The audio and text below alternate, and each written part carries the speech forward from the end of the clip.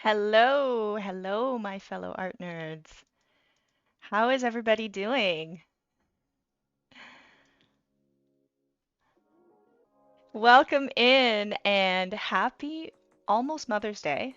Um, Today's going to be a fun one. We are going to be painting a flower together. What's up, everyone? Welcome in to those who are early. I hope you have your paints. I am doing good. How are you guys?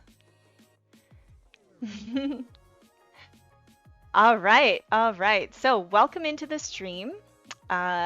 We are going to be painting in acrylics today, but before we get into it, I just want to wish all the moms out there a happy Mother's Day weekend.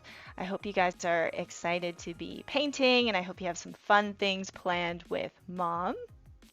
And let's get into the challenges and the submissions. So this month, the art challenge is May Blooms. If you don't know about our art challenges, you can subscribe to our newsletter, join our Discord. Every month, we have a challenge so that you have something to motivate you to create. And this month's is May Blooms. And we've got some wonderful submissions that I'd love to share with you guys.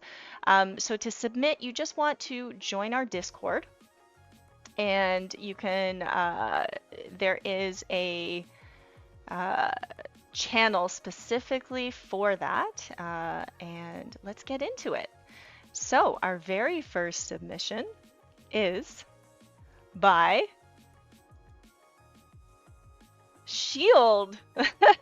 Artist in chat, Shield, Kevin, wonderful work. I'm so glad you were able to do the challenge today. Kevin was actually in a couple of my classes and picked up some acrylics, and I just gotta say I really, really love this piece. It's got such great contrast with the dark background and these beautiful flowers. It almost seems like they're glowing at nighttime. So really, interesting choice in terms of the background, because usually when you think of flowers, you think of like blue, you think of, a field and it's like during the day, but there's something about this black background that I really, really love. So awesome work. I really like this piece a lot. And it's nice to see some traditional work on the server as well. So shout out to Shield. Nice work. Our second submission, featured submission, is by Viola. And I'm just going to read this. If I had a flower for every time I thought of you, I could walk in my garden forever. What a lovely quote. Just really like it when, there is a deeper meaning as well. Like poetry is a great way to is a great motivator to create.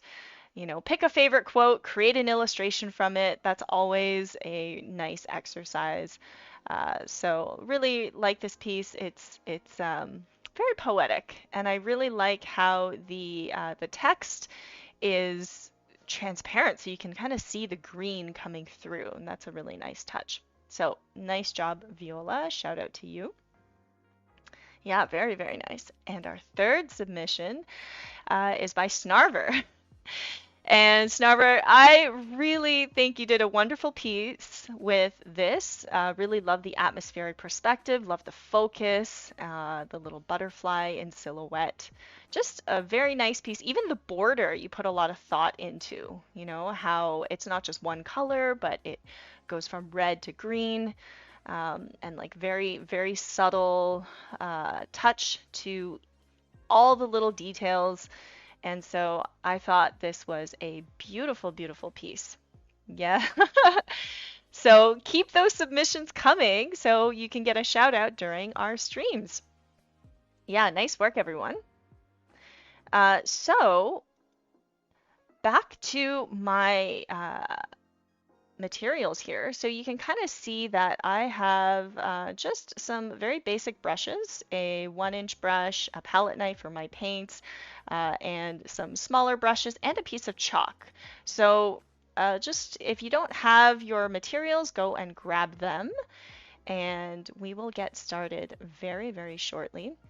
But if you didn't know, our growing community is filled with tons of art nerds, and we art nerds have to stick together. Our mission at Wing Canvas is to make art education easily accessible to everyone. And so you can tune in for free lessons every weekend, Saturday and Sunday at 3 p.m. Eastern Time. And be sure to check out the links in our social media. It's in the description below. And you can check out our website for class offerings. So summer is coming up. We have really great summer intensive programs that you might be interested in with, from everything from illustration to comics and manga, to figure drawing with me, to character design with Josh. So quite an exciting time in the summer. And we are not just a YouTube channel, we are a school of illustration. And so if you want to support us in making free arts education, you can become a member. So I want to personally thank all our incredible Patreon and YouTube members who support us in making our free content. So members get access to tons of perks like exclusive chats with our creators and weekly live critiques on Discord. Class recordings, digital art working files from our streams, and discounts on live programs that have a limited amount of spots. And something that's new from now until the beginning of summer is we have critique office hours. So this is something that we are trying out. So right now, any member, any paid member, you can join for as little as $2 a month on our Patreon. You can participate in our live critiques. So every week, one of our creators will be live in the voice channel, and you can submit artwork and get feedback on it from Jesse, Iggy, Josh, or myself. We all specialize in different things, so be sure to check that out before it ends at the end of June. All right. That's exciting. We've been having a lot of fun with that. So the poll, roses were winning in the beginning. And I was like, oh gosh, okay, I'm gonna prepare to paint roses. And then orchids just like snuck up and won by a long shot. So everybody here, we are painting orchids. If you want to vote in our polls, just hit that subscribe button and you can vote in our community. You can vote for what we create in our weekly streams. All right, so orchids, guys, thank you for voting for orchids, okay? Because they happen to be my favorite flower, and so that is great. I'm very happy to see orchids win the poll. So one thing, guys, that I thought was really cool was I did a little bit of digging in the history of orchids. And did you guys know that there are 25,000 types of orchids? Crazy, right? 25,000 types of orchids. Now, this is only 12 different kinds, but they have such beautiful shapes. Like, it's such a unique flower. You know, they're asymmetrical. They're actually, they have like a unique anatomy as well. So a really, really, really beautiful flower. And there's so many, so many types. I personally always am a sucker for orchids. I buy them whenever I see them, like at the grocery store and stuff like that. But I wanted to share some interesting images of orchids with you. So, orchid anatomy. The anatomy of an orchid, they only have two petals. technically. And then they have these three other petals that are called sepals. And then they have, you know, the inside, the stem. They have the ovary, and it comes out, and then there's like a flowery petal called the libellum. I don't know if I'm pronouncing that right. But anyway, flowers do also have anatomy, and if you know the anatomy of a flower and study it, then you will be able to draw them out of your head, right?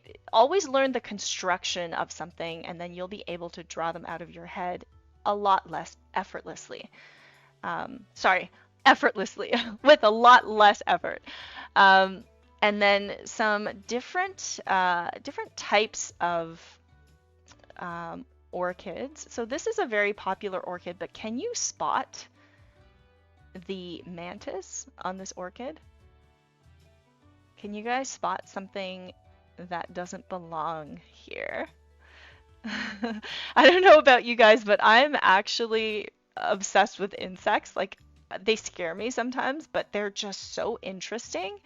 And if you can't see it right now, there is something called an orchid mantis. And let me show you what that looks like. It's actually a mantis that looks like an orchid. It's an incredible, incredible little creature. And I think orchids have personally inspired me to create characters, creatures, fashion, you know, earrings. Like, orchids can be a really, really great source of inspiration. Yes, it is real. I know, right? It doesn't look real, but it actually is real. They're actually teeny tiny. Like, they're probably uh, the size of, you know, half of one of your fingers. They're very, very tiny. But yeah, these things are real. Crazy, right? Okay, so now I just had to share that with you because I just think these things are incredible, and without orchids, I think we wouldn't have these beautiful creatures either. All right, so let's get into painting. So I just have a 9 by 12 canvas. Quinn says you should do a painting of one. Yeah, you know what? One day I will. One day I'll do like an insect stream. I have actually painted insects before. Um, I've painted some self-portraits with giant insects. They were lots of fun. All right, so let's tone this canvas. So I was thinking about actually making like a complementary or a split complementary color scheme. So thinking about a yellow background and purple and pink orchids. That's kind of what I have in mind. Other than that, I don't have any other plans. So let me know if there's something that you want to see. So the colors that I'm using today is I'm just using the primaries. So I have magenta, I have some phthalo blue. If you have a primary blue, that would work too. I usually have a mixture of phthalo and ultramarine blue, so I don't technically use a primary blue. But phthalo blue works, and then I have a brown just in case because I don't really like mixing brown. And then I have my primary yellow, I have some white, and some black. So I'm just using a very basic primary color palette because, you know, I think that it's more important to be able to mix colors from your primaries rather than to have like little tubes of all different colors. So I actually have a video on acrylic painting materials for beginners. So if you're interested in learning more about what types of materials to get, if you're a beginner, you can check that out. All right, so just taking out some of my my background color here. So I'm just going to use a yellow and a white. I kind of feel like a light colored background, like a light yellow, to complement the pink and purple color scheme. So I'm going to just use my giant brush here, and I'm going to tone the canvas. So if you guys have painted with me before, you will know that I like starting on a base. I don't really like starting on white, just because then you have to cover up all the white, right? Whereas if you have a tone underneath, then your painting looks finished sooner. So it's just a little tip that I like, and it also acts to kind of harmonize your colors, right? And that's always a nice thing.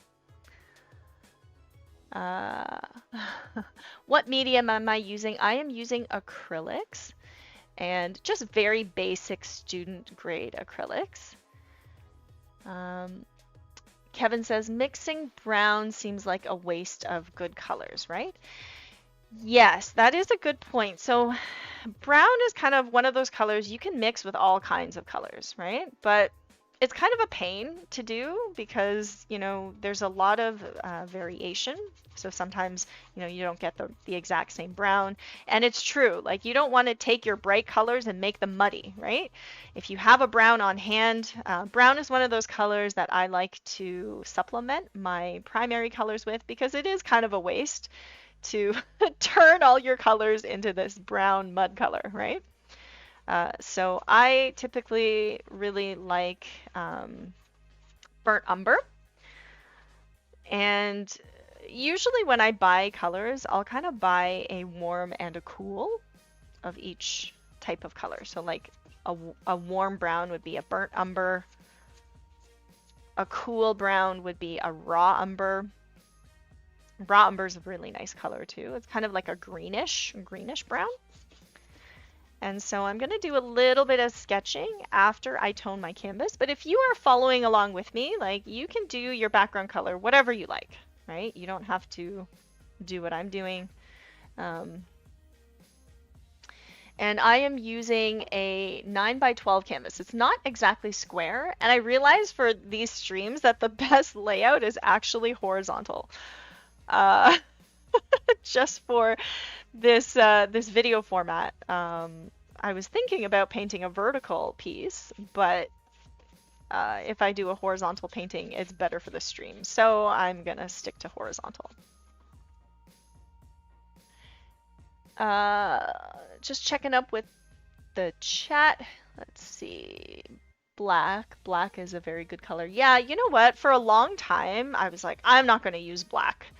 I was kind of a no black type of painter for a long time. And then I realized that black can be a very, very helpful color if you don't think of it as black. Because when you think of black, it's like, oh, like it's just black. You use it to darken colors. But you can actually use black to mix a very nice green. You can use blacks to mix a very nice desaturated blue. You can use black to cool certain colors. So black is a lot more versatile than we give it credit for. And fun fact, fun art history fact, there's a Manet and a Monet. They kind of lived, they kind of like lived around the same period. And one of them was like no black. One of them never used black. So Monet, the Impressionist painter, never used black. He was kind of like, I'm just gonna, just use pure color. And then the other guy, Manet, used a lot of black in his work. So if you ever want to know the difference between Manet and Monet, one of them used black, one of them didn't use black. I just thought that was really interesting. All right, so I'm gonna let that dry a little bit, but I like having some color variation in my background. So I'm not just gonna do it like a flat yellow. I'm probably gonna add a little bit of white to it. Is there a specific brand of paint you recommend for this? No, not really. I am using the paints that we still had left over from the studio back these paints are like 5 years old. These are just student grade. They're by Art. They're called Rayotech, and they come in these big jars. And I actually like paints that come out of tubes better, just because they can dry out in the jar. And even though you can technically put them back, um, they will dry out over time. So I actually like paints in tubes. So this is just a big tube of white. It's by Montmartre. I just picked it up anywhere. Like I'm not really um, too picky about my acrylics, but the really nice brands are Liquitex and Golden. So if you really want to use like professional grade acrylics, I would recommend, I personally use Liquitex, but I have some Golden as well. They're pretty comparable in terms of quality. This is a glazing medium, so it's basically like if you want to dilute your acrylic, make it more transparent, instead of using water, you can use different types of mediums for it. Kevin says, how do you keep a consistent color when mixing your colors multiple times? That's a good question. One of the tricks is to keep the colors close to each other. So like if I'm trying to mix this color, right? If I'm trying to match it, I wouldn't mix it down here. I would mix it right next to it. So then I have a direct comparison of that color. And that's because it's really hard, right? If it's not right next to the color that you want to use. And also it's just experience, right? The more you mix, the better you are going to be. And if you're following along digitally, that's totally fine. You can paint in any medium, and that's kind of what we like. How we teach at Wing Canvas is, you know, the instructor will do a demo, and you're welcome to follow along exactly as you see, or do it in your own way, right? So a lot of people will do it in their own way. So as I'm letting this canvas dry, I'm going to be doing a couple of sketches. So just to design the overall composition of this piece, I always like to do a few sketches just so like I have an idea of what the final will look like. So these are just some thumbnail sketches and thinking about composition. So in terms of composition, generally you can do like a symmetrical or an asymmetrical composition, right? So a symmetrical composition would be, you know, like something like this. So if I'm painting, you know, flowers, it would be something like this, right? So it's like balanced right in the middle. And that can be really nice for a bouquet. Like lots of classical bouquets are pretty symmetrical, but personally, I like asymmetrical compositions. And so I'm thinking I might do like a close-up, you know.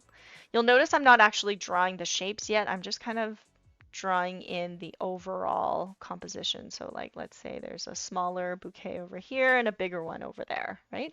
So these are literally like the size of my thumb, right? They're not that big. They're like a postage size stamp. So when you're working with composition, you probably want to start a little bit smaller, because if they're not working at this size and at this simplicity, then they're probably not going to work, and it's not really worth the time for you to, you know, um, put more detail into this type of composition. Um, Is it bad I'm here for the flowers and not Mother's Day? It's not bad. It's not bad. I'm glad you are here. Quinn says, are you using white to desaturate the canvas? I use white for a variety of reasons. So when I use white, white will usually desaturate any color, and it'll also cool all of your colors. Like white is one of those colors that you'll need in almost every painting, like probably every single painting. So grab a big tube of white because you will need it. I can talk more about color mixing and specifics once we get into the painting. But if you have any, you know, questions about composition, throw them in the chat. Uh, Quinn says, do you ever do more serious drawings in your sketchbook?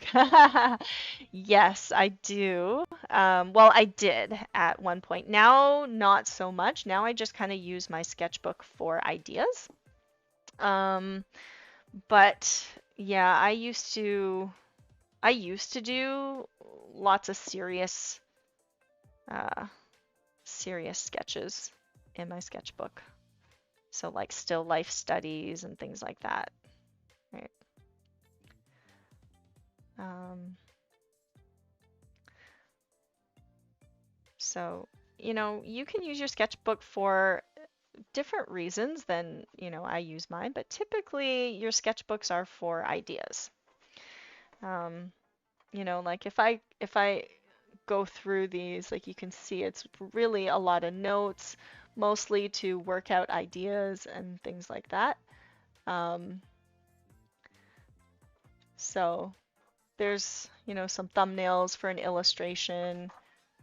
These are some color swatches where I was like experimenting with different colors. So not a lot of serious drawings. Um, yeah, not a lot of serious stuff in here. So, all right. Uh,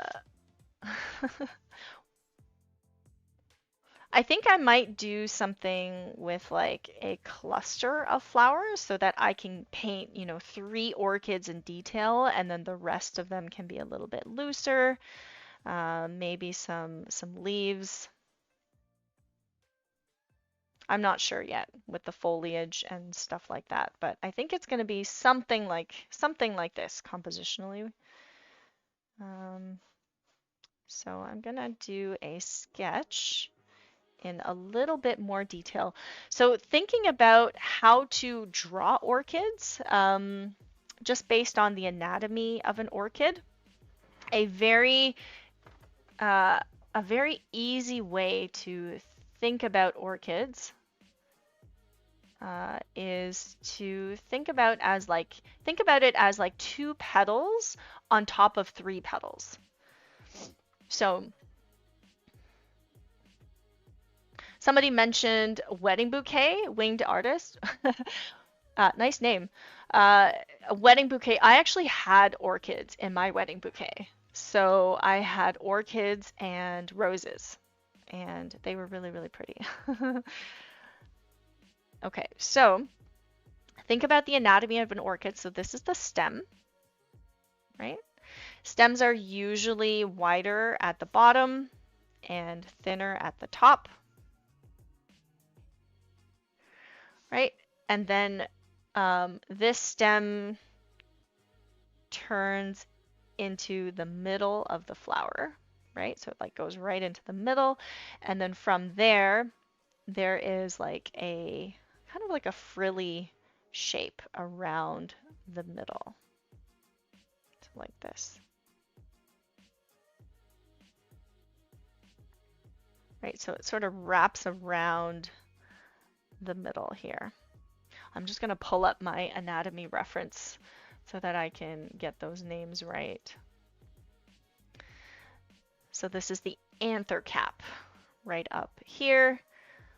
And then this is the labellum down here. And it's a little bit frilly. So you can kind of draw a general shape and then make it a little bit more frilly.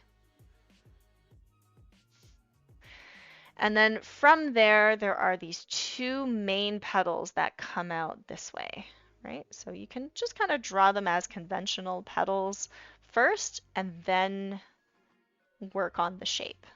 So it's kind of like this, right? Sometimes there's some patterns that come out.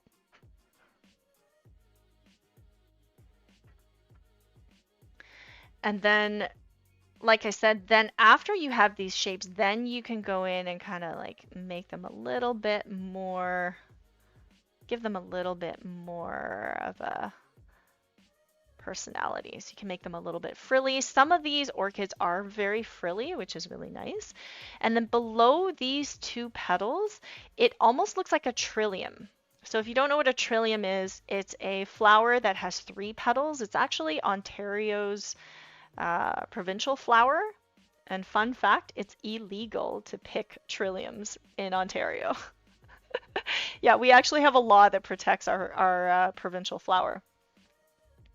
It's our logo. So I'm based in Ontario. That's where Wing Canvas is based. And yeah, we have trilliums that grow wild in the fall, in the spring.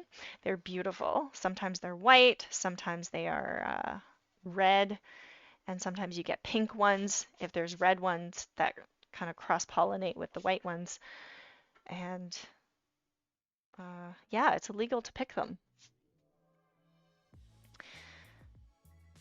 So then you draw these petals on the outside. So if you can remember this, right, it becomes pretty easy. So you draw the stem, you draw the middle, and then you draw the shape around the middle, right?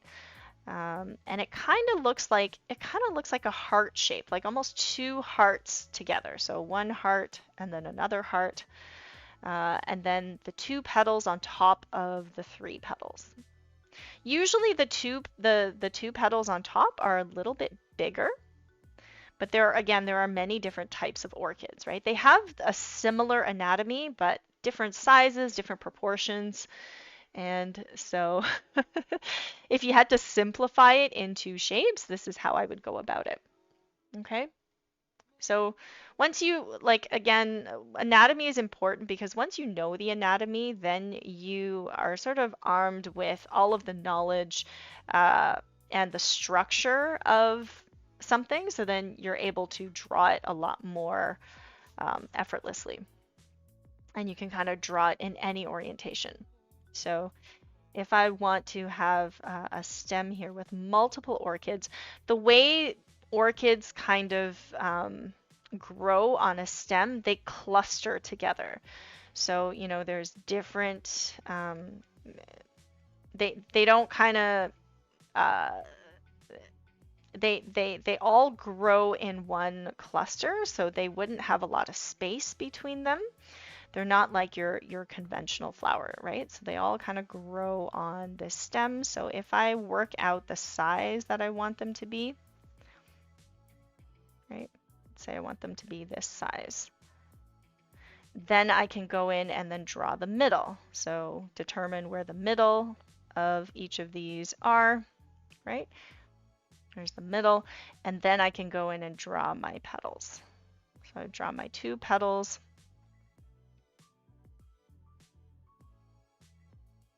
And then the 3 petals.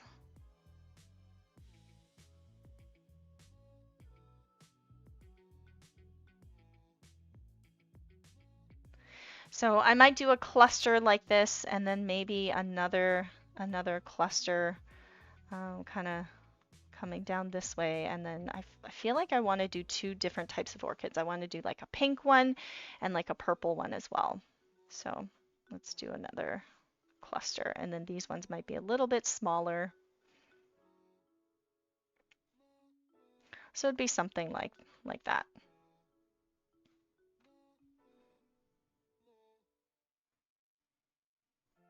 And then orchids kind of have these waxy, roundish leaves at the bottom. Hey, Flighty Feathers, welcome. Ontario has, you know what, we have a lot of orchids for sale and they're quite inexpensive. But they're hard to take care of. Like my grandfather is really, really good at taking care of plants and I am not. Um, I am good. How are you? I am terrible at taking care of plants. I'm good at drawing them. I like fake plants, but I am not very good. But my grandfather can get orchids to bloom like all the time. I can never get them to bloom a second time. But they do need a lot of light. They are tropical, originate in like Asia, like Southeast Asia. So they need a lot of warmth, and you're supposed to water them just with an ice cube. Like you're just supposed to put an ice cube in. So I tend to overwater them or underwater them. Uh, anyway, Okay, so I did a little bit of planning, and now let's get into painting. Okay. So I like to use chalk while I am painting, because the chalk is a great drawing tool. Um, because if you don't like it, you can always just erase it. So the white chalk is not showing up very well. So I'm going to use green chalk. So I have some chalk. It's labeled life drawing because I used to use it for life drawing. But I'm just going to use some green chalk to do my sketch. You can use any color you like, but I prefer chalk to pencils only because it's like it's very easy to erase, right? It just comes off with a little bit of water. So that's why I like that instead of pencil. Like with pencil, you have to erase it and you have to get, sometimes you get those pencil shavings that are not very nice. So what I'm really going to do is just focus on the stems first, right? The stems have a really nice gesture to them as well.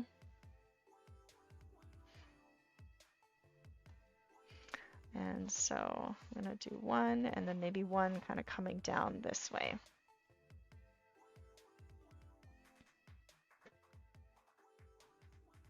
So flowers are also just a really nice still life object. They're just, beautiful, natural, and nice to study. They're harder than they look as well, harder than they look to paint. So it's nice to be able to study them. And I can confidently say that nobody observes things, more than like scientists and artists. Like if you're drawing a flower, you're literally looking at it for like an hour or hours. And nobody really looks at things for that long or studies them for that long. And when you do, you end up, really getting to know your subject well.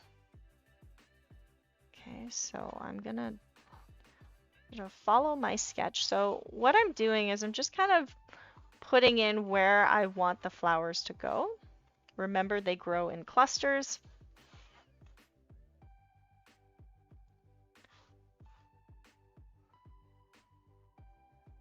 And I'm just drawing them as ovals for now because it's an easy way to simplify the shapes.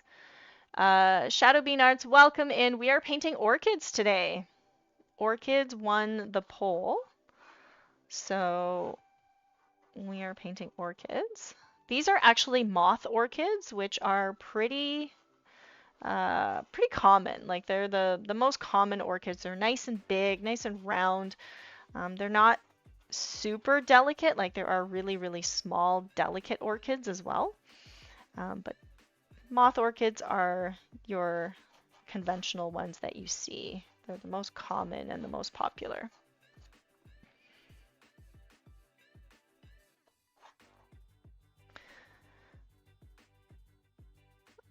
I'm glad you love orchids. I love orchids too. They're so beautiful. Okay, so we went over the anatomy of the orchid earlier on. So, we did a little bit of sketching. So now, sometimes when you paint flowers, it's a little bit hard to think of like which direction they're facing, right? Because you don't want every single flower to be facing you. You want them to kind of be facing different directions, right? Oh, welcome in, Namumu. Sorry you gotta go, but you can catch the VOD afterwards. See you later. Okay, so if I figure out where the middle of these flowers are, right? I can then start to draw out the petals. So the two petals first, and then these petals are kind of like They're kind of like a fan shape.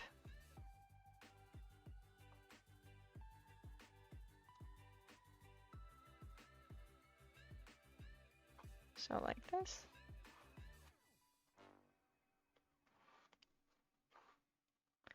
And so if you find the middle of the flower and then go from there, it becomes a lot easier than just trying to, um, you know, draw it exactly from reference, because then you can make things up and it's a lot more convincing.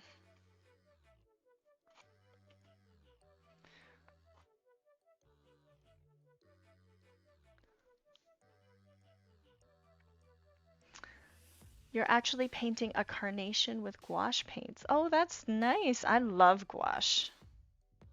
Love gouache. Gouache is super delicate though. If you guys want to see more like watercolor and gouache on the channel, let me know. I'm like the traditional artist on the channel. I do use digital tools as well.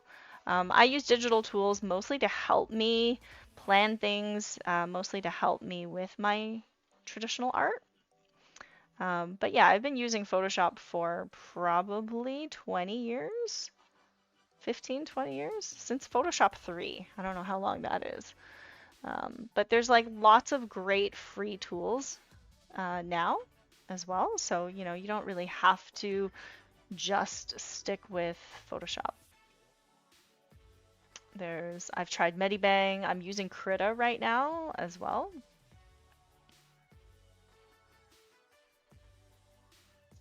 Okay. So I was thinking about some yellow orchids as well as purples and pinks, but I'm kind of gonna make it up as I go. So that's always more fun, right? Make it up as you go. So the color scheme I was actually thinking about was a complementary, but a split complementary. So where's my color wheel? I'll show you guys what I mean. Here's my hand painted color wheel. So if a complementary color scheme is like yellow and purple, so complementary is directly across from each other, a split complementary would kind of be a Y shape. So instead of going directly across from each other, it would, instead of using this color, it would be these two colors to the yellow, right? So I have my yellow background. So I'm thinking about using like more pinks and kind of like a deeper purple. But really you can use this entire range, right? So like larger range on one side, smaller range on the other side. So a split complementary could also be like a thin X shape. So it could be, you know, these two colors and these two colors, or a range. So a wider range would be double split complementary. I really like just the regular split complementary, so wider range on one side and smaller range on the other side. Hopefully that makes sense. It's not something that like I will, you know, sometimes I deviate from the plan. Sometimes I'm like, I'm going to do this, and then it ends up looking a little bit different. All right, so taking out some magenta. Let me know if you guys have magenta. Magenta's such a nice color.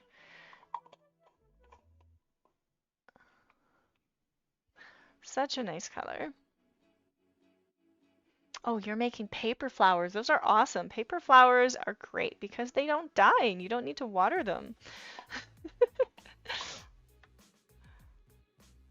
Okay, so I'm taking out some phthalo blue. So now I have my complementaries. My, primaries. So these two, when mixed, would be the complementary of the yellow. And so it's interesting when you are using a primary color scheme, because if you mix two primaries, it would be the complementary of the other primary. So if I mix yellow and blue, it would be the complementary color to magenta. And if I mix magenta and yellow, it would be the complementary color to blue. So there's a interesting tip for you. And if you mix all three colors together, you kind of get like a muddy brownish gray color. So any moms out there in the chat? Any moms watching or painting along in this stream?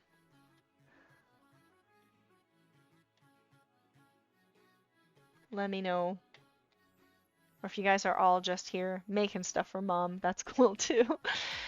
Uh, other than me, yeah, right?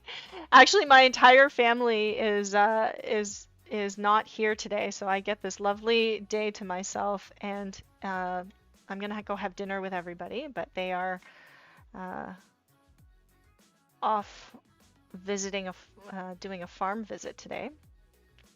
So I'm actually enjoying myself and getting some alone time to paint.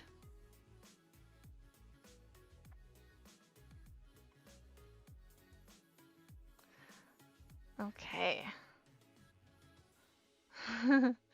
Yeah, it's so quiet. I'm not used to how quiet it is, but I like it.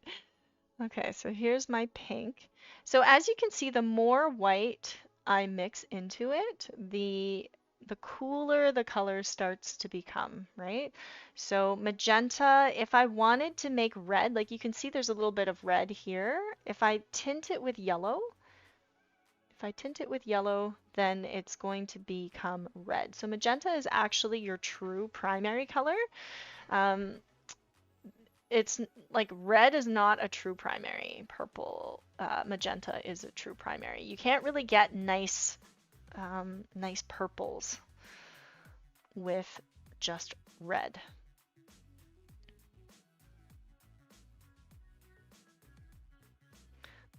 So next thing I'm going to do is just paint in the shapes of my petals. So there are lots of variations in these petals. So for example, there's like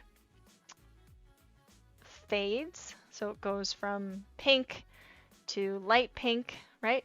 But all I'm trying to do right now is just to paint in those large shapes.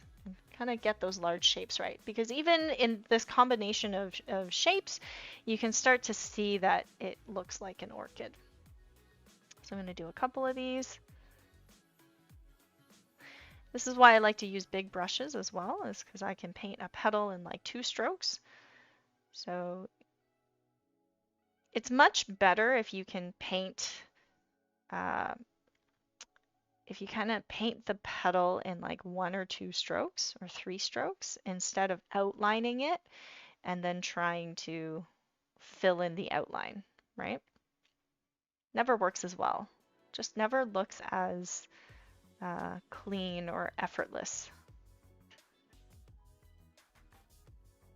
And then once I have in those shapes, if I do want to do some blending, I can then put some white on top. So I'm just going to show you how to do that before my paint dries.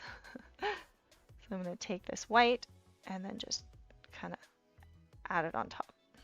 So I'm not going to really render this. I'm going to try to keep it nice and loose, because that's the style that I like to paint in. I like nice and loose. I don't like the super overworked style, but hey, if that's what you like, then go nuts.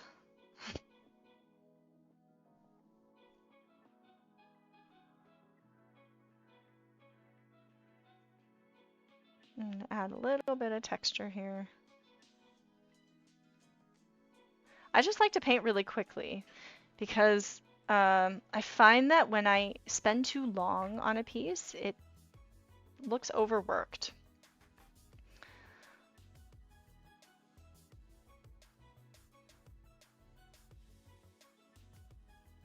And like with traditional, it's not like digital. You don't really have Control Z.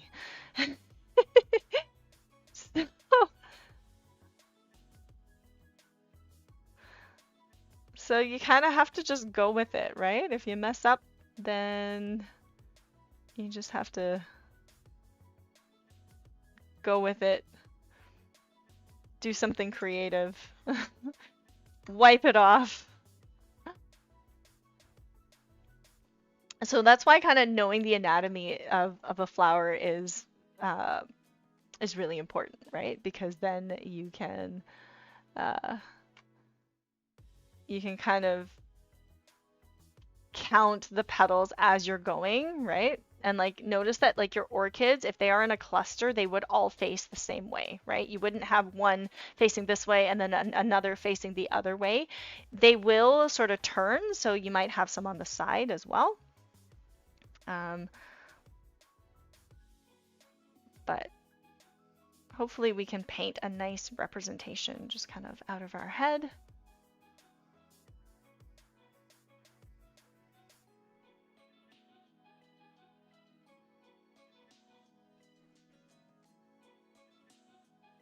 And yeah, we try to do these streams every weekend for you guys to start learning with us for free.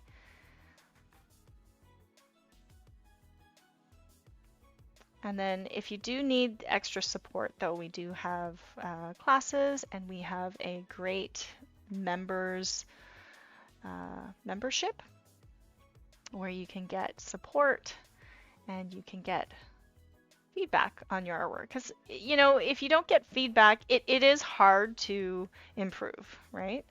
Sometimes you get kind of tired eyes, or you get accustomed to looking at something. You can't really see it from different points of view.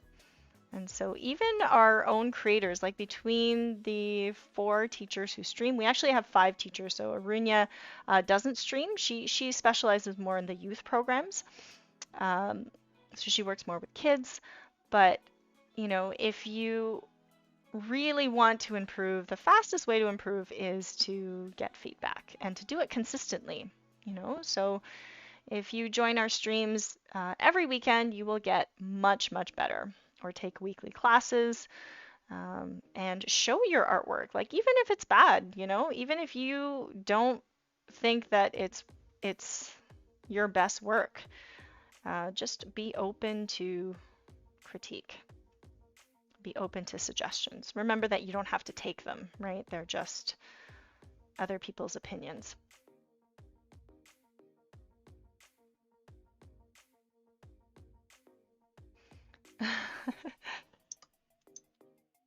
As a traditional artist, you kind of have to have nerves of steel.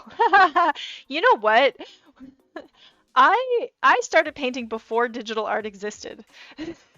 So I didn't really have a choice. This is my first one, so I'm really scared I'm gonna do bad. Don't be scared. Don't be scared. If you are scared, you're gonna shake and then you're gonna see it in your artwork. Don't be scared. Whatever happens, happens. Like it's just a painting. Don't worry. And if you're painting in acrylic, you can always paint over it. Okay, and you have to get your bad paintings out before the good ones come out. So if you have a bad painting, just count it as like, okay, I got this bad one out of the way, the next one's gonna be better. You can see I'm kind of not following the plan here because I wanted a little bit more variety in these orchids. So again, I'm focusing mostly on shapes, but I deviate from my plan, right? That's why you have a sketch, because you have an idea of what it's going to look like. And then you're like, I'm kind of feeling something different, or I feel like, you know, painting it this way. But at least you have like a first draft, something that you can follow. So now I'm just kind of putting in some white, and I'm kind of doing it all at the same time and sort of following the natural growth. So the white is coming from the inside of those petals.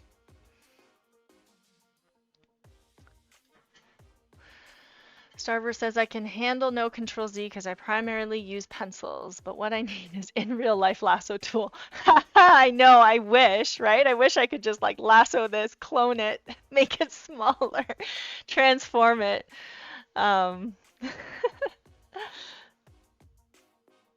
If only. Well, you know what? The in real life lasso tool is collage. Haha. There is. There is such thing. It is called collage. By the way, this is my water here. One tip I have for you is to not put a gunky brush in your water. You really want to wipe your brush off and then put it in the water, right? Because the less acrylic you put in the water, the less goes into our water systems. And I use my socks. So I tell my family, don't throw out your orphan socks, give them to me. I will use them for painting. Because I don't like using paper towels because I don't like the fibers that get caught in them. So I really prefer using fabrics.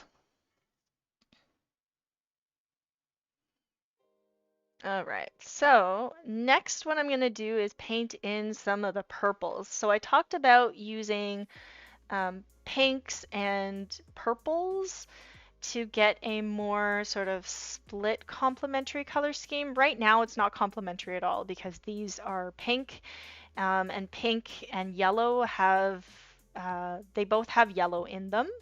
So it's not exactly complementary yet. So I'm going to darken this. So I'm going to use my magenta, add a little bit of white to it.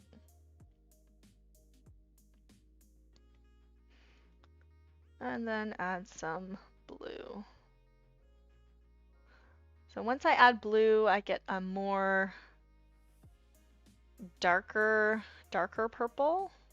And I'm using phthalo blue. Phthalo blue has green in it, so it doesn't really give me like a really, really bright purple. It's naturally a little bit more desaturated, right? Because green is the opposite color of red or magenta.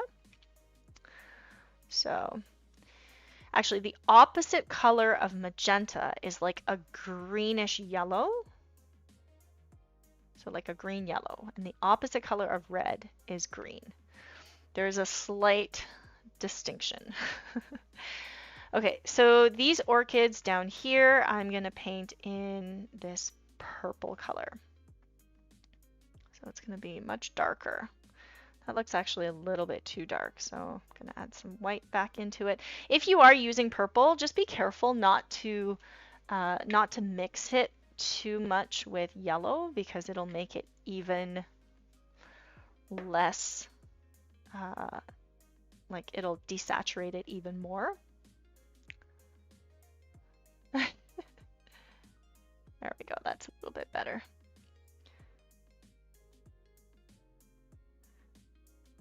So again, like your petals don't have to be exact. They just kind of have to have the two petals and then the 3 petals behind it. Right? So it's like 2 and 3, 2 and 3. So if that's my middle, I do my first 2 petals. So again, just following the general anatomy of the flower. It sounds strange to say flowers have anatomy, but they do.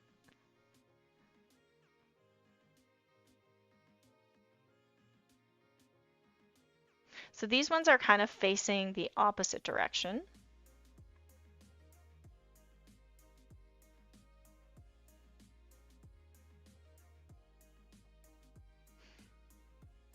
Yeah, these colors are like so bright. I know. I promise it'll get less it'll get a little bit better towards the end. I did want something super, super bright though.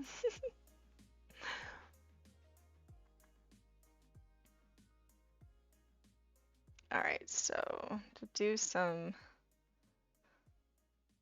flowers that are not facing me directly, they're kind of more off to the side. I'm really just kind of making it up at this point. I'm just making up the shapes. Thinking about the shapes in silhouette is more important than like finishing them in a lot of detail. Because at the silhouette stage, like even if you're designing a character, right, to focus on the silhouette is really important because your shapes will affect your final composition more so than any shapes within those larger shapes. So any detail within the flower is going to be less noticeable and less important than the shapes themselves, like the silhouette shapes themselves.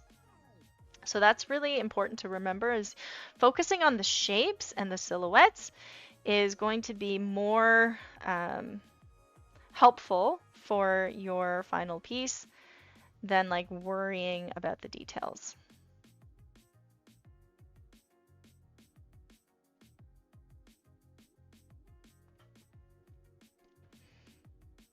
I think I'm going to put one in here.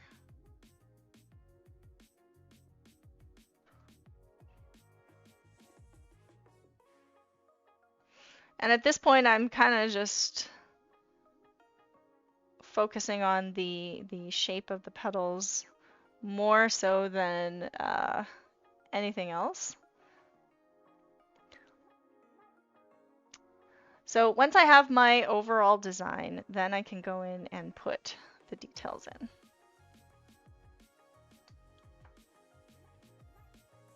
Yeah. Now that I have a use for my orphan socks, I don't get as annoyed when my dryer just eats my other sock, right? I'm like, oh, I can use it for painting. It's a good excuse. I can I have another purpose for this sock. So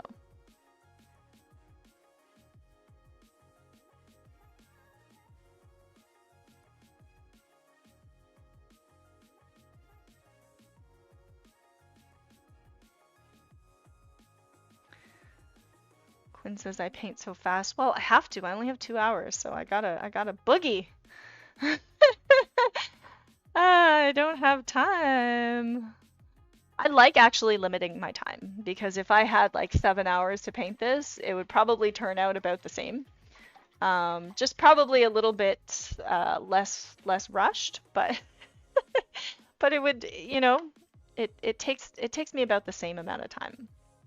I am gonna put some details on these orchids, and I'm trying to think of like a quick way to do these stripes.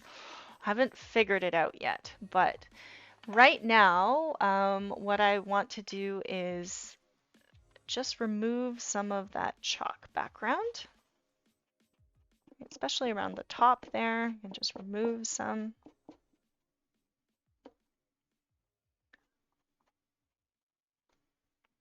And then I'm going to just kind of reduce the brightness of the yellow a little bit, because it is kind of really in my face, right? So what I'm going to do is take some white, a little bit of this yellow, and I'm going to start to put in some texture in the background. Using like a dry brush, I kind of like the background to have a little bit more variety, a little bit more texture. So it's not completely yellow. It's more like this soft, light color. There's like a softness to it.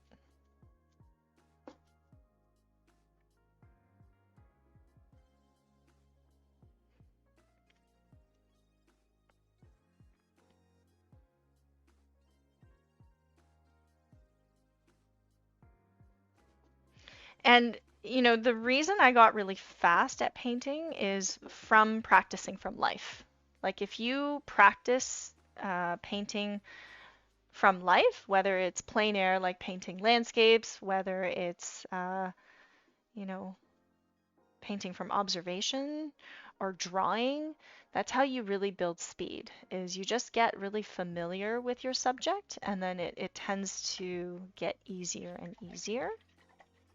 And then, yeah, you definitely build more confidence that way. Okay, so looking at this composition right now, it is really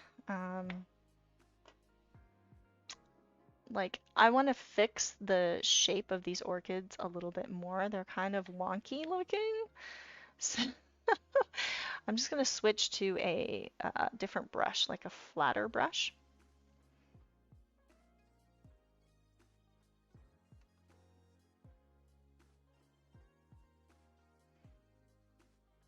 And again, like my goal is not to get them to look perfect. It's just to kind of get the idea of these flowers across more than anything else. I'm trying not to outline them. I'm trying not to overwork them.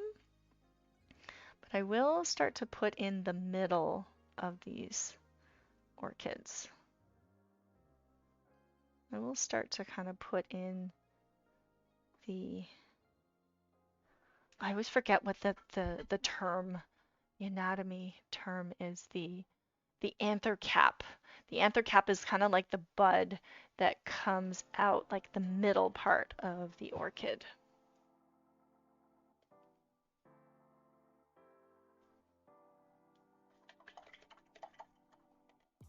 And then start to build it up from there. So some of these purple orchids have a little bit of yellow in the middle, which is really pretty. But it's not like a really bright yellow. It's more like an orangey yellow. So I'm going to add a little bit of magenta to my yellow, so it's kind of this orangey color. And then I'm going to start to put that underneath.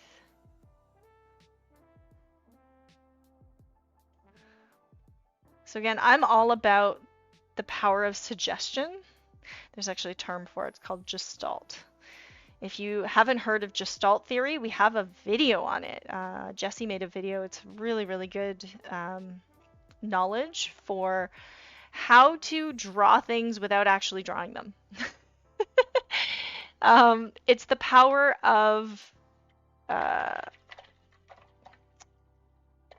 Gestalt theory is like how to suggest things. So I definitely suggest you have a watch.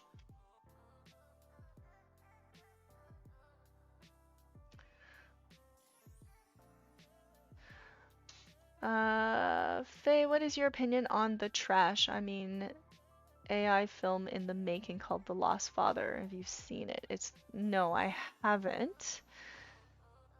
I haven't seen it yet. I haven't been watching a lot of movies lately. And that's something I really want to make more time for because I love watching movies. I don't know about AI movies though. I don't know. Some of them just are kind of scary looking. Like they don't have, it doesn't have the full ability to render things well yet. So sometimes it looks like things are melting, which is like kind of weird.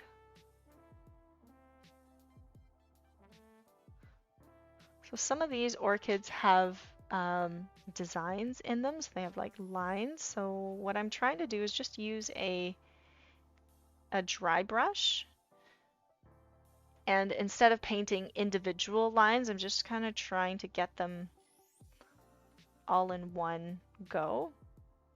It doesn't always work out that well, so I have to kind of go back and forth.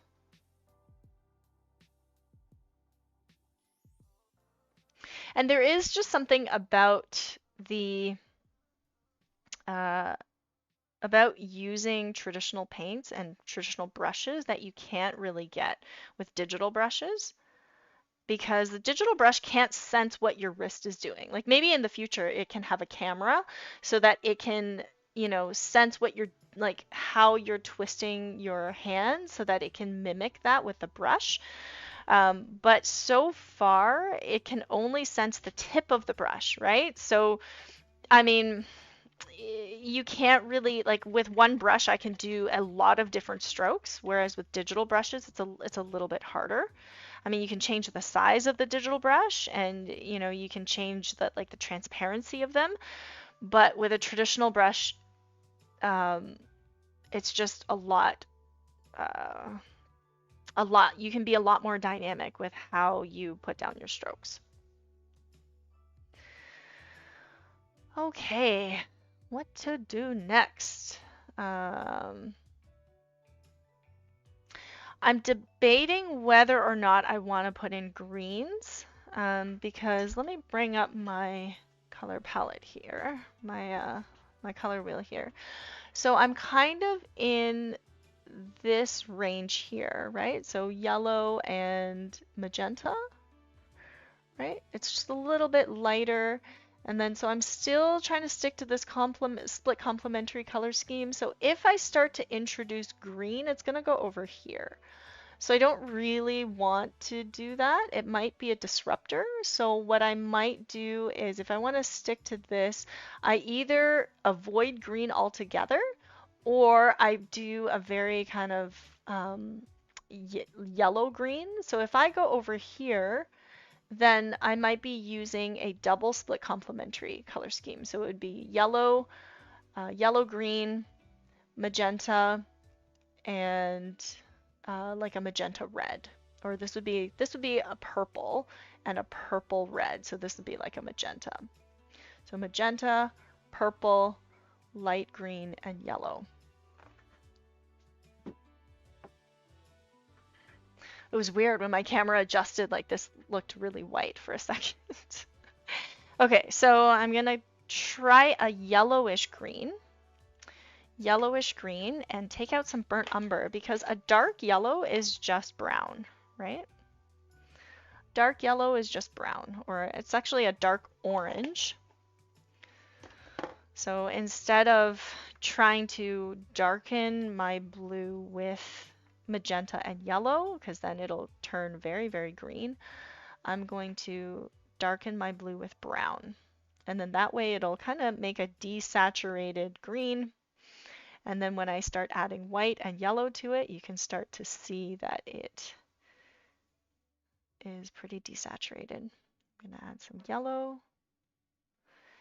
And I want it to be more towards the yellow, right? So I have to add more brown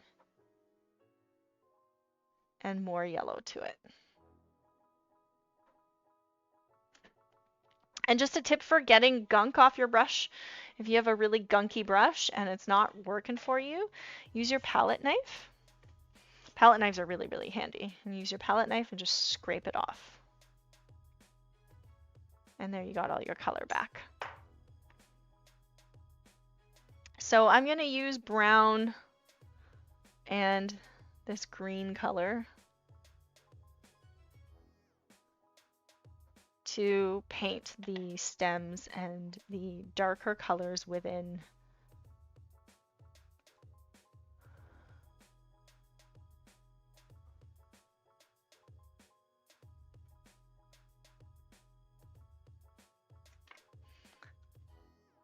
There we go. There's a nice dark green color.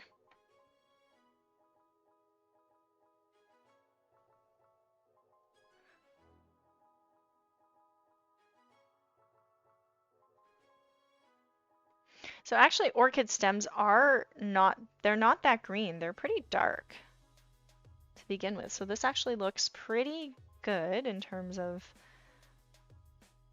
like an actual orchid stem. And then in between these flowers, it's going to be a little bit darker.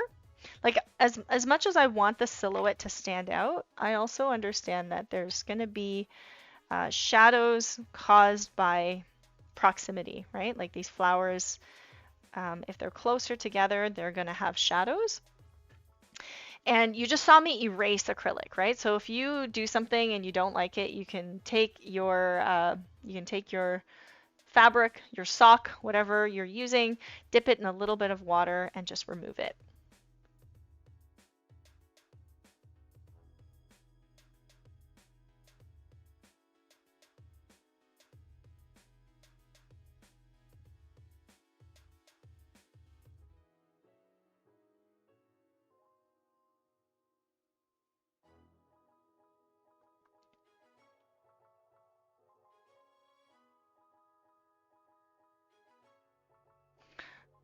So I'm wondering how many of you guys are actually painting orchids with me, or are you doing your own thing?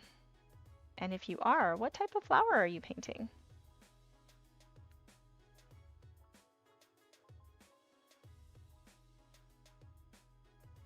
Are you following my color scheme or are you doing your own thing? Let me know. I'm curious. And also where you're joining from. I'm based in Ontario. So is most of the Wing Canvas team, But we have students from all around the world, actually, which is really, really cool. We have a lot of students from the US. We have some from Europe, some from South America.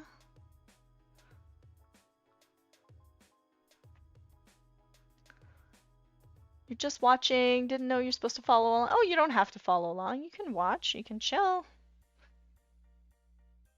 Whatever you like.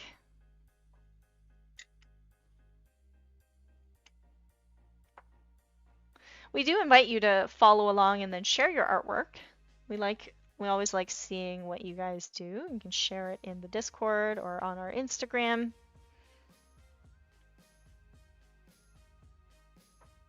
I always love seeing everybody's interpretation of kind of my demo and how it all turns out differently, which is really nice.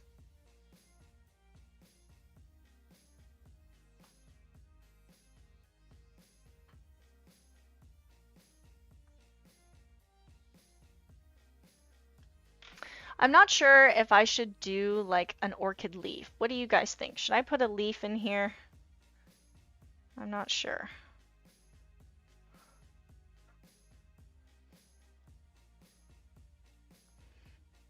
Yes? You guys want to see an orchid leaf? Like a big kind of leaf to balance out the composition? Everybody's saying yes. Okay. Okay, so I'm gonna do a leaf. Not sure where I'm gonna put it yet. Where's my green chalk? Let's see. Maybe down here. Maybe down here. Because like the leaves are actually really, really low compared to where the stems are, right?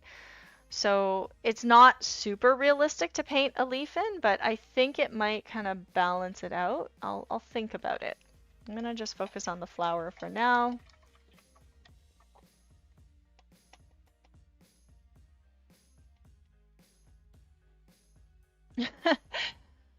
I feel like if I paint a leaf, it's gonna, well, it would be really dark, right? And then it would kind of get a bit bottom heavy. So I'm gonna think about it. I'm gonna think about it, and then I will see if I have room for it later.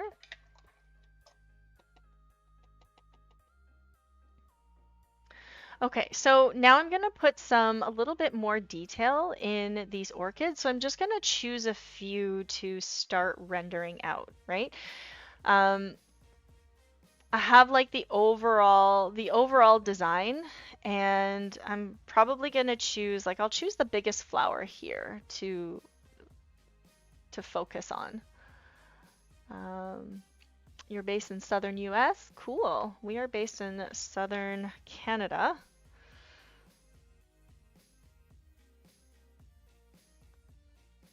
It's actually really nice out today. It was raining for the past little bit, but I used to live in California. Enjoyed some really, really nice weather there.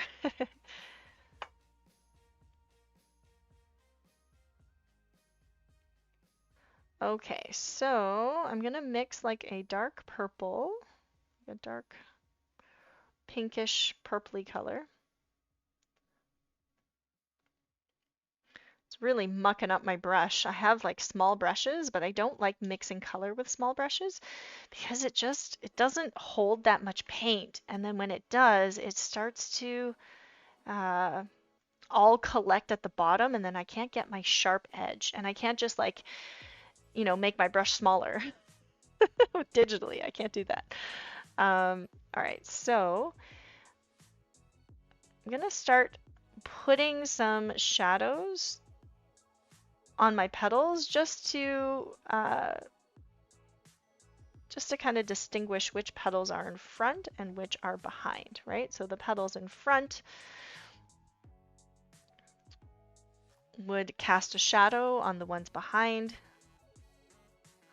So just giving a little bit of distinction. You don't want to outline everything though, because if you outline everything, then it tends to look really flat, right? So just be very selective about where you outline. And instead of outlining everything, just kind of outline some things here and there.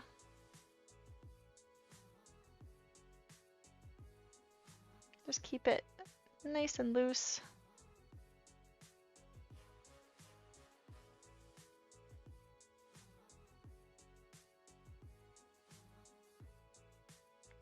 And then I'm not going to render out all my flowers,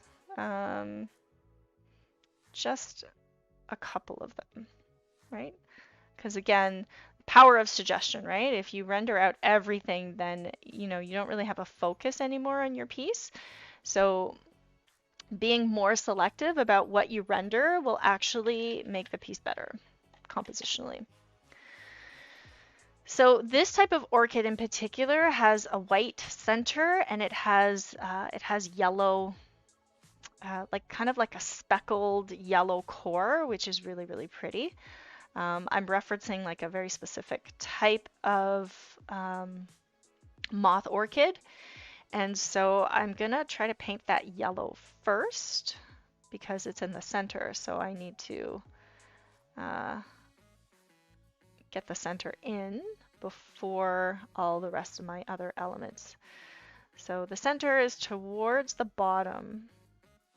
It's a darker yellow, so let's try putting some brown in and a little bit of magenta.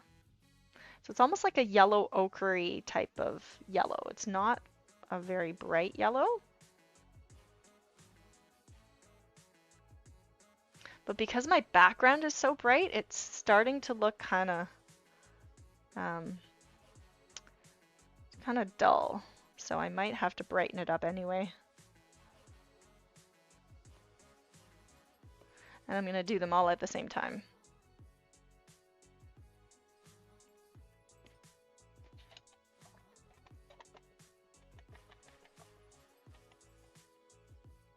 Okay, and then there's kind of two white petals that come out of the center. So they are much lighter.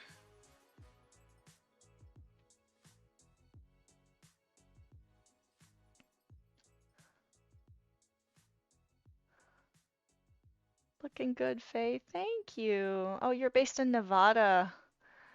Nice. I've been to Nevada quite a few times. Actually, really, really nice state. Obviously, those times I've been there, I was in Vegas, but um,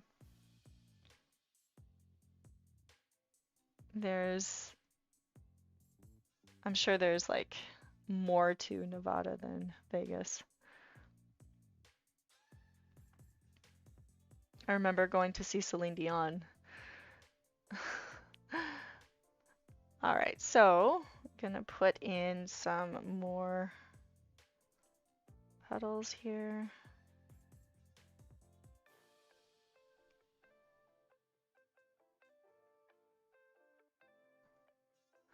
And then slowly build up to white.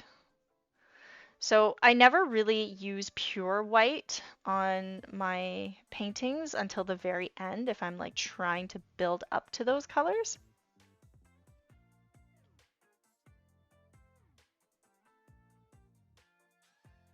And then just like, when you're painting a flower bouquet, it's like if whatever you do to one flower, you want to do to the others, just so, there's more balance to them.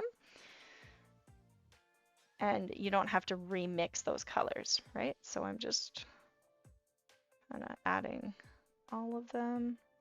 Then I'm gonna put some speckles on them. I'm gonna see if I can do some splattering here or if it's gonna be too much. I'm mixing like a watery brown. I'll mix it here so you guys can see it.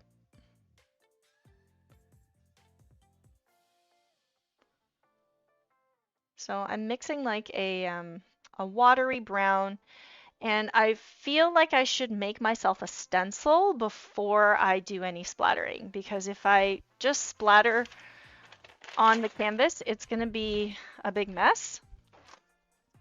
So what I'm going to do is make myself a stencil. I'm just using a old piece of palette paper here and just folding it in half. By the way, if you paint with acrylic and you use palette paper like this, after it dries, you can just peel it off and you can reuse this palette paper. So I actually reuse my palette paper a bunch of times.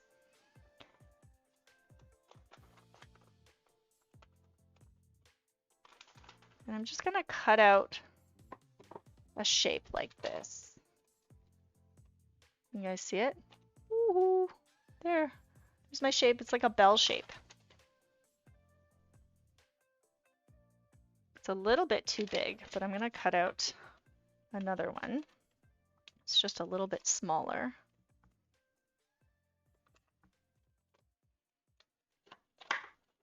There we go. It looks like, kind of looks like the Snapchat logo. All right, so I'm just gonna put it down here. And then I'm going to do some splattering. So if you splatter, you have to add a lot of water. Kind of looks like a cowboy hat. Yeah, it does. Does kind of.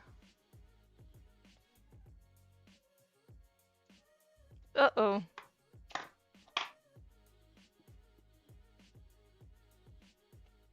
So my stencil is not big enough. I have to cover it up more.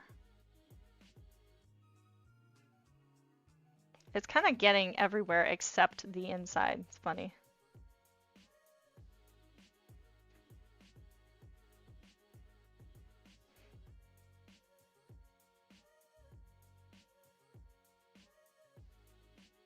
Okay, so just experimenting to see what kind of texture I can get.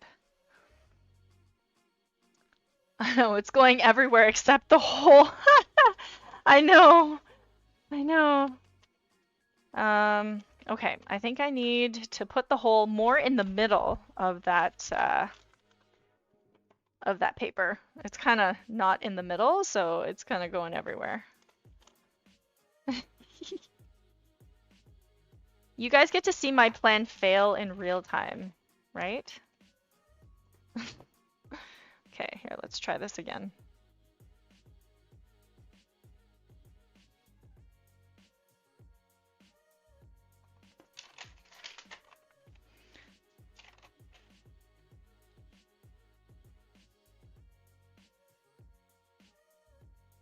Okay, it's working out a little bit better with this stencil. I think I just need to add some more water to my brown.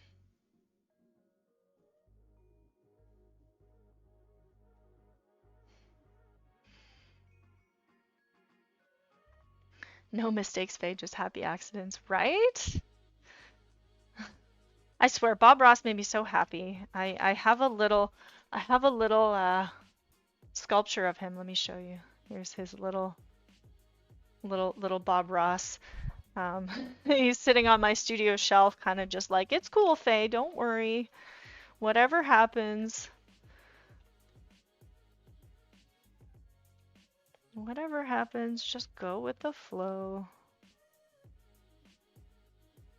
Okay, so I'm gonna come back to splattering. I just kind of wanted to test it to see what it looks like. But I might save that for the very end. Now that my orchids are drier, I am going to remove some of those chalk lines. So just dipping my finger in the water and removing some of these lines. Just wiping it off.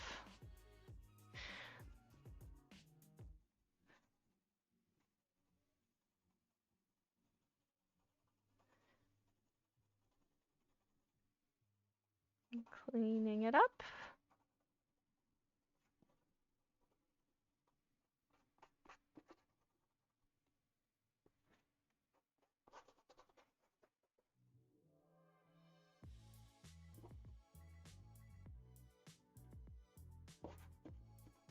I'm cleaning off some of these speckles that got everywhere. Yeah, funky Bob Ross.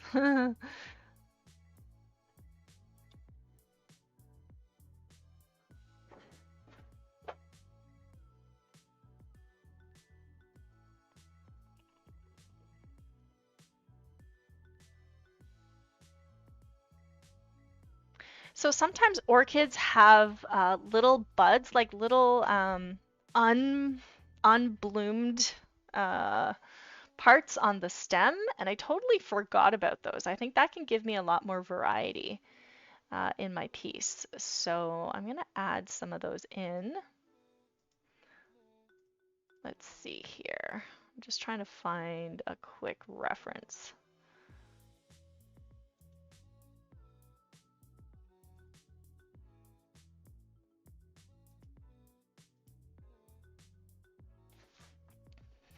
Okay. So if I want to continue my stem all the way up, I can put in some sort of unbloomed orchid flowers up at the top. And my paints have already dried. Oh, that's the one thing I dislike about acrylics is that it just dries so quickly. I mean, it's like, it's good, but sometimes it's also not good, right?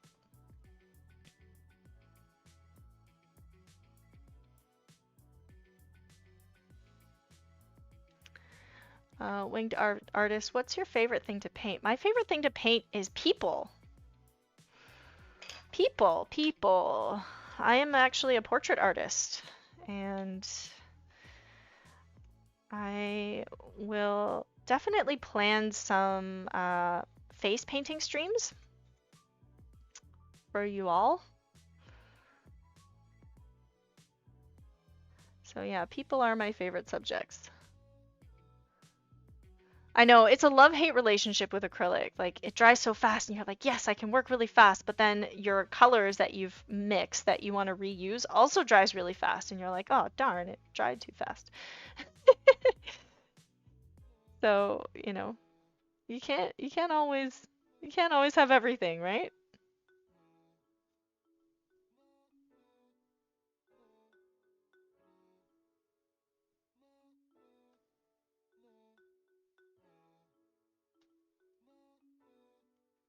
Okay, so I'm going to bring this up more. This goes here. Gonna bring it up more. And then put in some of those buds. Right now the buds are green, but I'm going to put colors on them.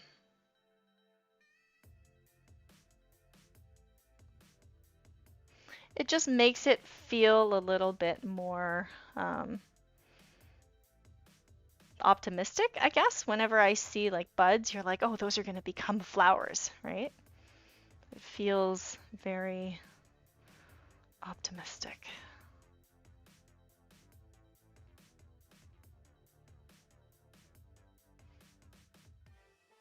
It gives it some nice texture.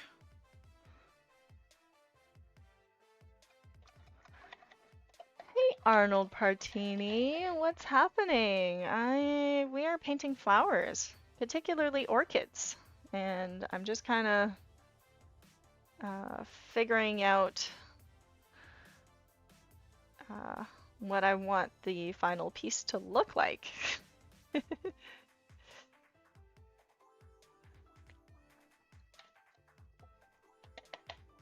So, thanks for joining us. This is a Mother's Day special stream, or hopefully I'm going to give this painting to my mom. Actually, my mom is a really good painter too. She took some of my classes because she used to actually she wanted to be an artist as well, but she never really got the opportunity. And so when we had in real life classes at Wing Canvas when we were a local studio, she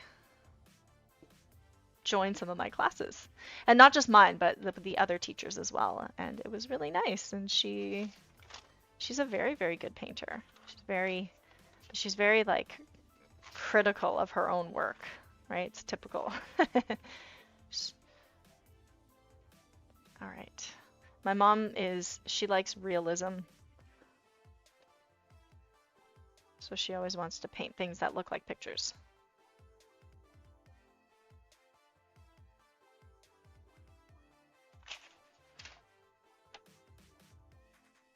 My stencil's kind of making a mess though. But luckily I can just wipe that off. Or turn them into insects or something. I'm like really tempted to paint an orchid mantis and hide it somewhere. Oh, that messed up.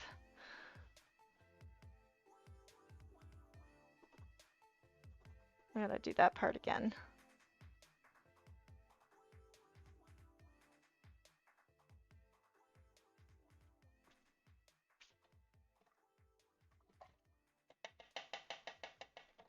Okay, what is your stream idea?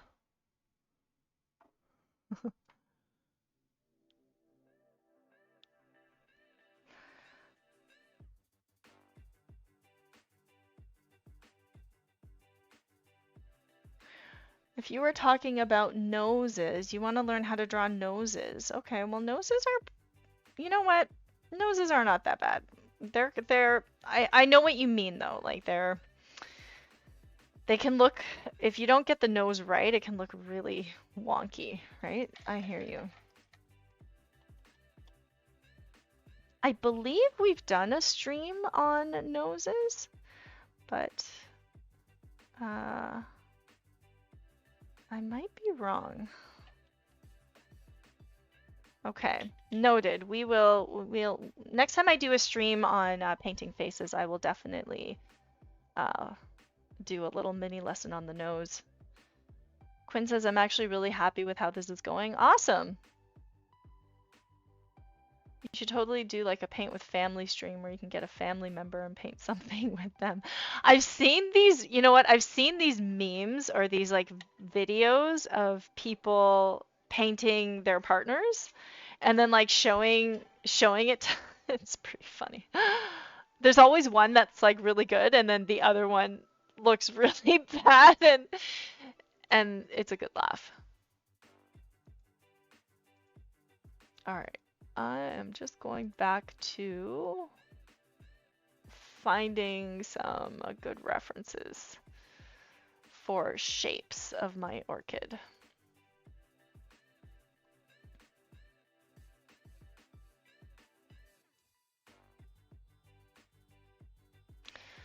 Arnold says, what do you recommend for painting an area unintentionally by knocking over a paint-filled brush or paint bottle?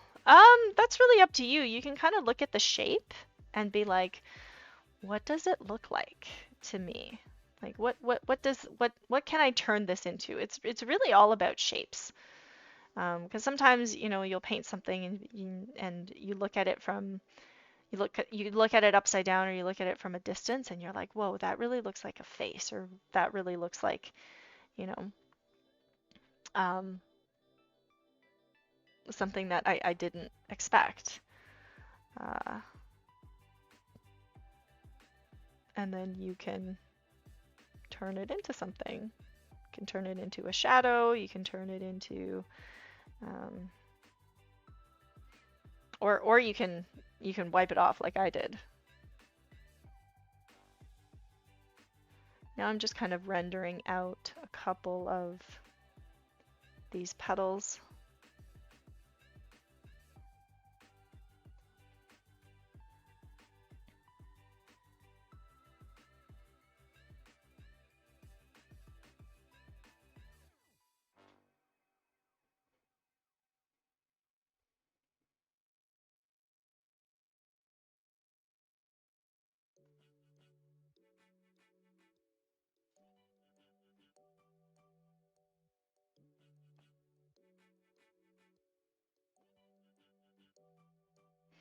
What I'm doing now is just adding more shadows just to help distinguish like what's in front and what's behind.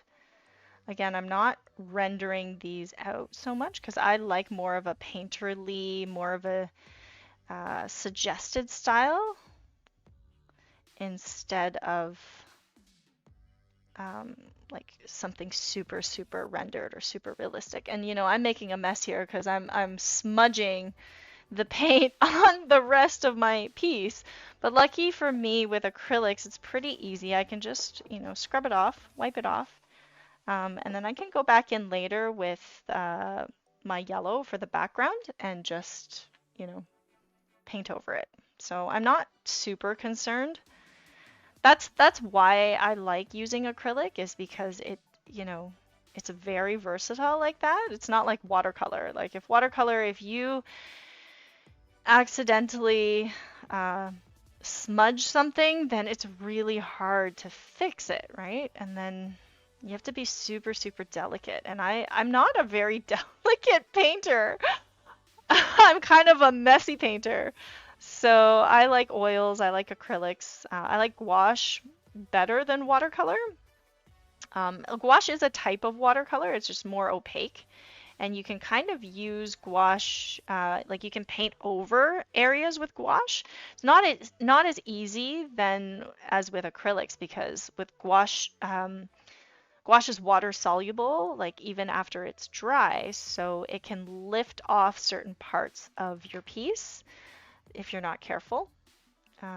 Whereas acrylics, you can't, right? Acrylics, it's like once it's dry, it's dry.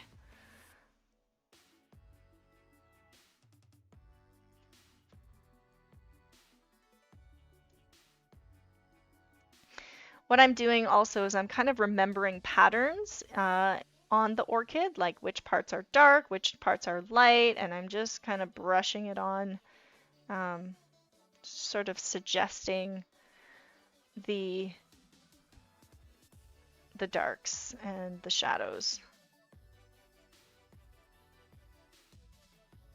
Also, I may have chosen a different style if I had more time. Like usually in my mentorship classes, I will do it like each painting will take 2 weeks. If we're doing portraits, it might take 3 weeks. Because you know we get really, really focused and very detailed. But landscapes typically take like 2 weeks. So if the class is 2 hours, then it would be, you know, probably like 3 hours because we spend some time with critique as well. Currently, we are painting water this month and florals. Next month, we might be painting more fabrics and studies like that. So depends on what my students want to do. That's the nice thing about mentorship.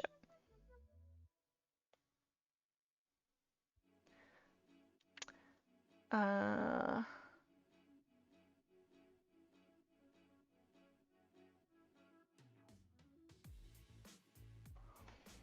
let's see. So I'm slowly adding details, just kind of keeping my overall color scheme in mind.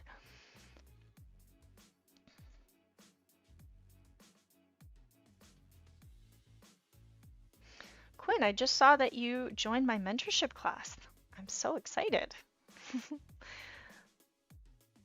Do we also do digital? Yes, we do. Actually, we do. Most of our classes are digital. Like our cartooning and anime class is taught digitally, but some people can paint along traditionally. And we have digital art classes, digital illustration. So I would say like the majority of our classes are taught digitally. I teach traditionally. So, but I do also use digital techniques in my classes. So, for example, I will use digital techniques for critique, and I'll also use it for like sometimes I'll take pictures of my work and then I'll change the colors around. I will try different things with composition and color schemes and things like that. I definitely will also use digital in combination. I'm more of a mixed media artist. I don't settle for one medium. I like them all.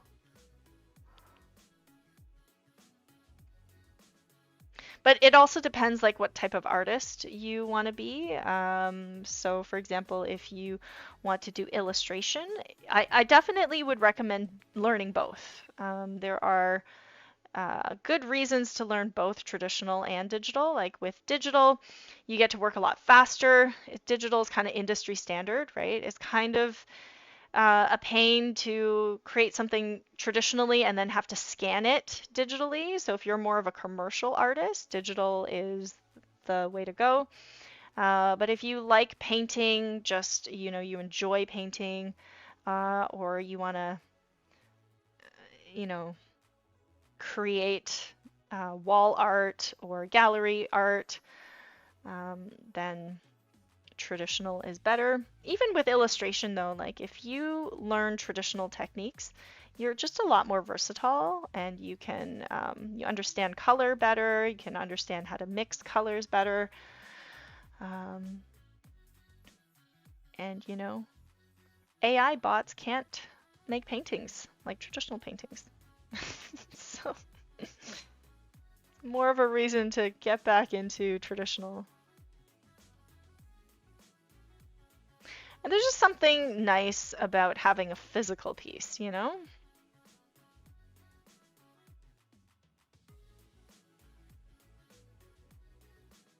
Yeah, I definitely want to do more mixed media streams.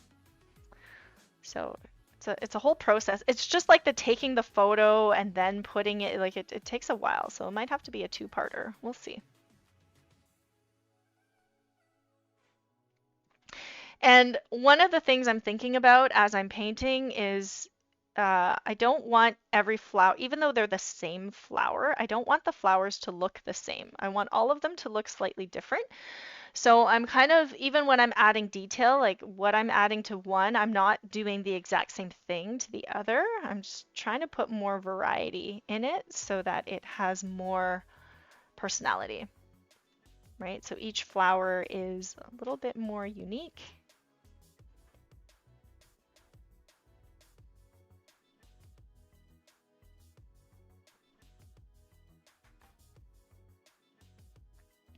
I love having something physical, but now I've got a lot of them and nowhere to put them. Give them away. It's true. It's true. I have a lot of paintings. It's okay. One day I will have a big sale, big studio sale.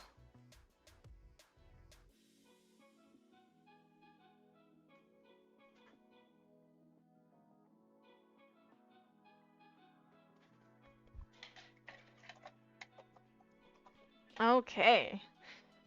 I think it's time to add a little bit more definition. Um, Thanks, Starverse. You want to eat the flowers. I don't know if orchids are edible, but thank you. They might be. Some of them might be. I know some flowers are edible.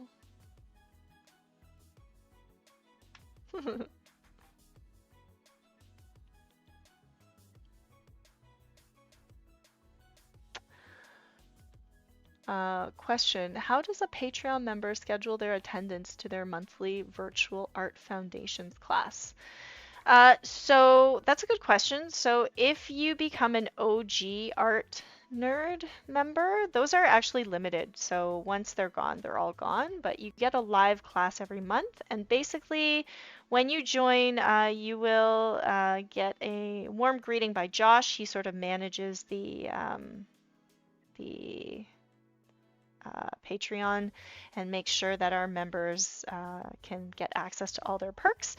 And so you would let him know which class you're interested in, and he will give you some class credits. So basically, you can purchase prepaid credits and drop into any of our classes. The prepaid credits allow you to buy classes in bulk. So basically, you could buy like 5 classes or 10 classes. 5 classes is 5% off, 10 classes is 10% off. So you save a little bit there, and then you have the flexibility to drop in and try different classes. We also have a quiz on our website that allows you to enter some questions, and then our admin team will help you will help place you in the most suitable class. So generally, if you are like a level 1 or a beginner, you would take either drawing foundations or cartooning and anime, or digital art if you want to get better at your digital art skills. And then, yeah, then you just book your class. And then you also have a 10% off discount. So if you book classes that are, you know, weekly, then you can use you get a special promo code that you can use to save on those. So hopefully that answers your question. Oh, you signed up last night. Awesome. Welcome in. Thank you so much for supporting us on Patreon. It's because of our lovely patrons that we are able to make free content for you guys to enjoy, and hopefully you can follow along and get your artwork seen by our creators and come into the Discord and chat with us. We love seeing what you're doing and hearing about your creative adventures.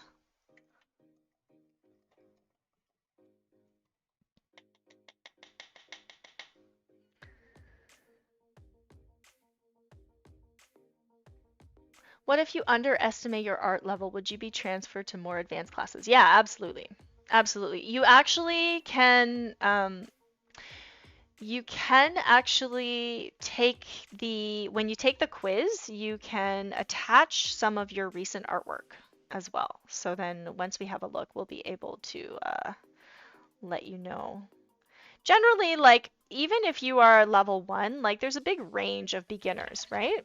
Like, everybody is kind of learning at their own pace. So there's not always, like, there's a range of levels in our level 1 and our level 2. So level 1 is more like beginner to intermediate, and level 2 is more intermediate to advanced. That helps you. Everything is edible, you just have to find a way to eat it. Sure, we can make, like, I saw this this chocolatier make chocolate orchids, and I was like, oh my goodness, this is so beautiful, and like, it's so beautiful I didn't want to eat them, you know, but all right, so we don't have that much time left. I'm just kind of looking at this and thinking what else I might want to do to it. It's a little kind of rough around the edges, but overall I'm kind of happy with how it turned out. So I'm going to add some more like brighter yellows to the purple, and mixing kind of like a light, like a bright green, like a bright yellow green color.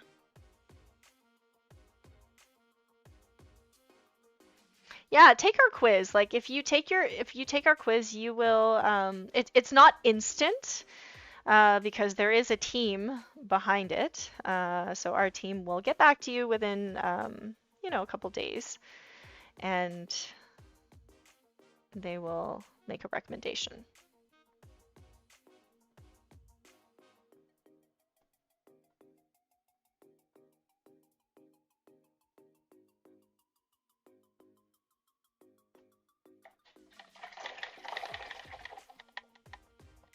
Okay, so lastly, I think what I'm gonna do is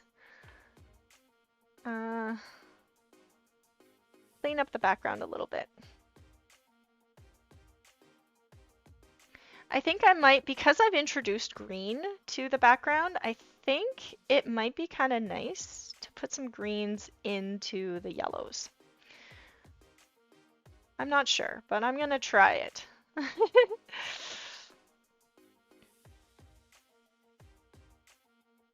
Like a light, kind of like a light yellow green, and I'm out of yellow.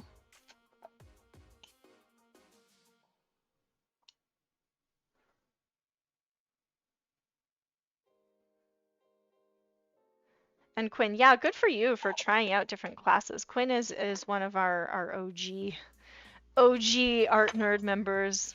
It's great seeing your artwork on the Discord and just seeing all of the different things that you're trying. It's really great. Really, really inspiring. Like that's really how you should be doing it, right? Like just try different things because you never know.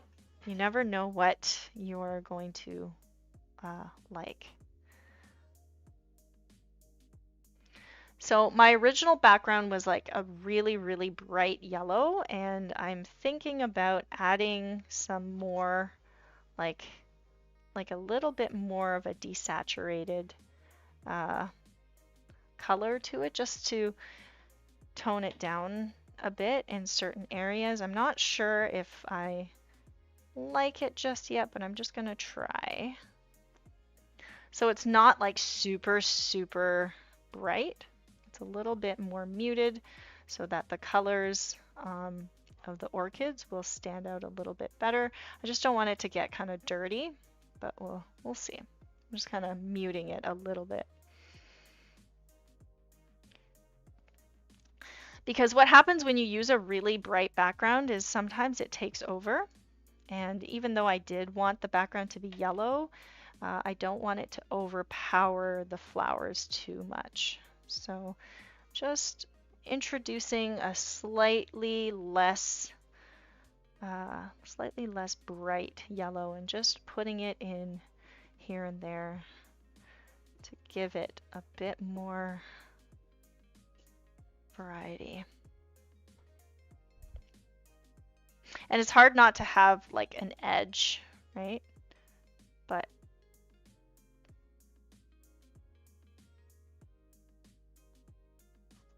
I'm still going to keep my yellow base.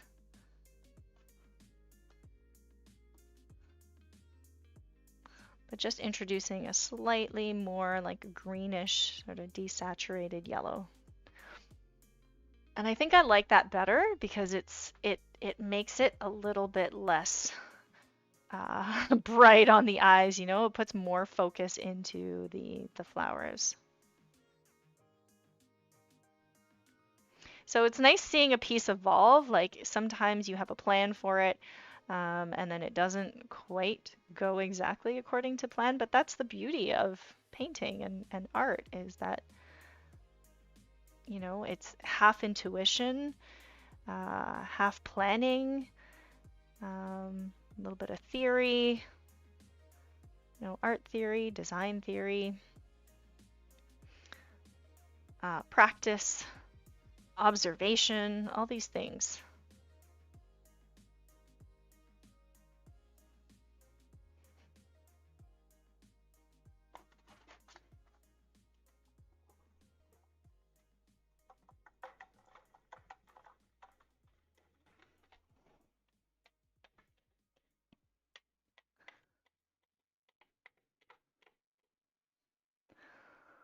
Quinn says, so far I haven't found a class I haven't liked. Oh, that's great. Well, I am excited to meet you. Actually, next week we are part 2 of a project. So I will reach out to you about that. I don't know if you want to join the week after or if you're okay starting midway. Kaylee says, I have a friend in Germany that also has the name Fei. Yeah, it's actually, I thought it was original, but it's actually quite common. um, Oh, thanks, Kevin. Yeah, Kevin took my class when we painted the dragonfly. That was a lot of fun too. All right, guys, it is oh my goodness, we have 1 minute left, but I still have to sign this piece, and just a quick note about signatures. Usually I sign my studies differently than I sign the like my actual you know I guess you would call them like the serious pieces, right? This is a study. This is just something, you know, that I did in a very short time. So I usually sign it fail without the L, and that's kind of like an inside joke because I embrace failure, and I try to teach that because, you know, if you approach every painting like, oh my gosh, I'm gonna fail, it's gonna look terrible, then you know, it likely will look that way. But if you embrace failure, then and you know, see it as a learning experience, then you can only get better, and it'll just be a lot more fun that way. So this brush is really clunky. I think I need to get a small brush. Acrylic really kills brushes, so don't spend a lot of money on acrylic brushes, okay, guys? Spend money on like watercolor brushes, because acrylic just kills brushes. Okay, so I'm gonna see if I can sign it with this big gunky brush here. So I sign my serious pieces Fei Lu, and then I sign my studies Fail. So no, I did not misspell my name. I do it like this intentionally. I just kind of use blocky letters. There you go.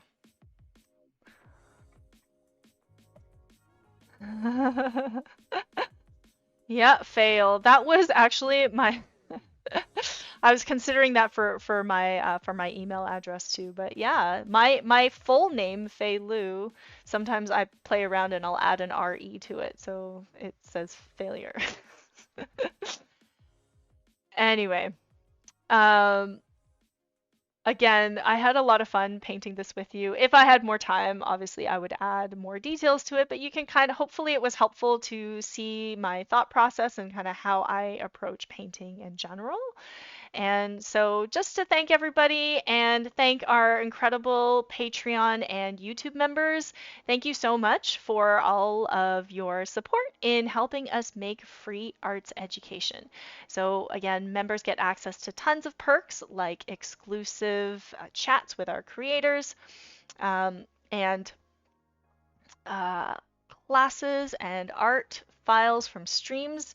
So you also get monthly class recordings. There's one tier where you can get recordings from a variety of instructors so you can learn at your own pace. And so, yeah, if you're an art nerd, be sure to check out the links in our social media and check out our website for our class offerings. So next week, we are not streaming. Tomorrow, join Josh as he will be doing fixing your storyboards. So if you guys have storyboards, definitely check out Josh's stream. Josh specializes in animation and illustration. Let me just pull up our critique hours here so you can see if you join the Patreon, you can join Iggy. Iggy's live critique is coming up on Monday, and then I am the last of every month. So definitely take advantage of our Patreon. It's a great way to learn at your own pace. All right, guys, thanks so much for joining. Happy Mother's Day. And I hope your bouquet turned out great. If it did, and if you painted along with me, please share it on our Discord and on our Instagram. We would love to see it and share it and give you a shout out. All right, guys, take care. Thank you so much. Thanks so much. Thank you for joining. Bye-bye.